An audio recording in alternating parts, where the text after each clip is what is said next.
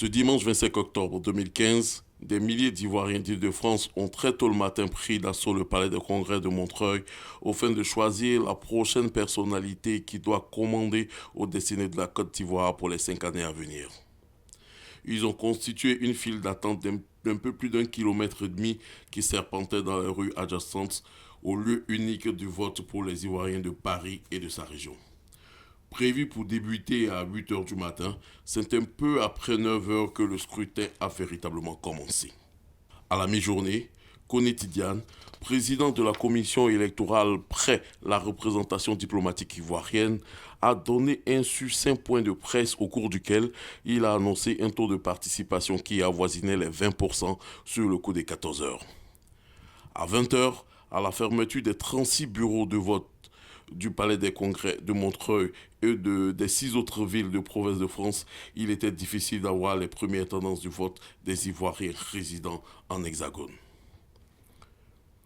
Un peu après 1 h du matin, dans la nuit du 25 au 26 octobre, les premières tendances du scrutin annonçaient un taux de participation de 34% avec 6 809 votants sur les 19 281 inscrits sur toute la France.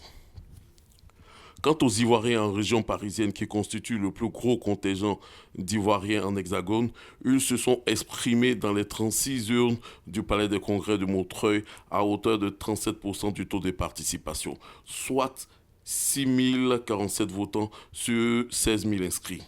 Dans cette circonscription électorale, le candidat Alassane Ouattara aurait recueilli 90,40% des suffrages exprimés. Pascal Affi-N'Guessan en obtient 2,57% et 1,51% des voix pour Kouadio Konan Bertin dit Kakabé. Pendant ce temps, des centaines de partisans de l'ancien chef de l'État ivoirien se sont retrouvés à quelques enjambées de la chancellerie de Côte d'Ivoire à Paris pour marquer leur non-intérêt pour ce scrutin qui se déroulait du côté de la ville de Montreuil. Pour les inconditionnels du président Laurent Gbagbo, le vote du 25 octobre 2015 n'était qu'une mascarade qui ne pouvait pas vider le contentieux électoral de 2010 qui a fait vivre aux Ivoiriens une tragédie post-électorale. Pour les initiateurs de cette manifestation, le faible taux de participation indiquerait que le vainqueur issu des urnes serait illégitime et que le président Laurent Gbagbo restait le seul président légitime de la Côte d'Ivoire. Des gens sont massacrés, des gens sont intimidés, des gens sont étouffés. La liberté d'expression dont on nous parlait, c'est quoi? On a dit qu'on ne peut pas avoir affaire à travailler. Comment quelqu'un qui a 40 ans, il est né, il a déjà 40 ans, on dit il a passé le cap pour pouvoir travailler dans l'administration ivoirienne. Et on lui dit, si tu ne votes pas, il n'y a pas de travail pour toi. Mais il attend quoi? Il a 40 ans sur la terre là. Que faire? Donc on dit non. On dit non, les conditions ne sont pas remplies, ne serait-ce qu'à minima. Donc on dit non, on boycotte. Quand on n'est pas d'accord, qu'est-ce qu'on fait? On dit non. Donc on dit non, on ne vote pas. On ne vote pas. Nous voulons ici nous réjouir de la forte mobilisation en faveur de l'abstention qui traduit ici, une fois de plus, que le président Laurent Gbagbo reste majoritaire. Oui, nous devons continuer le combat de la mobilisation, continuer ce travail et nous fixer à l'objectif qui est la libération du président Laurent Gbagbo, le retour sécurisé des exilés, la restitution de leurs biens, mais surtout la libération de tous les prisonniers politiques et militaires de Côte d'Ivoire. On ne peut pas aimer son pays et vouloir que son pays sombre dans la guerre. On ne peut pas aimer son pays et souhaiter l'instabilité à son pays.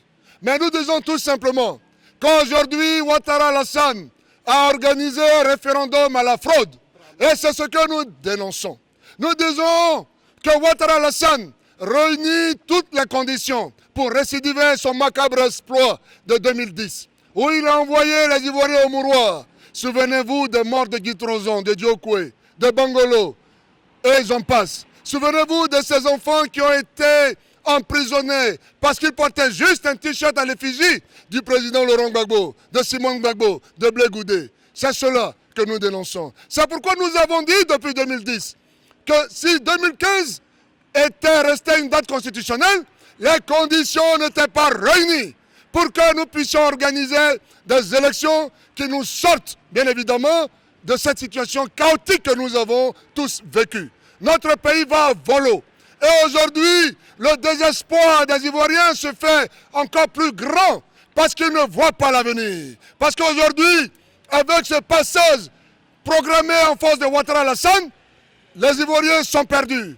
Ils sont agrippés à leur peur. Ils sont agrippés au désespoir de voir retomber, de voir ressurgir une situation de crise comme ils l'ont connue en 2010. Restons mobilisés.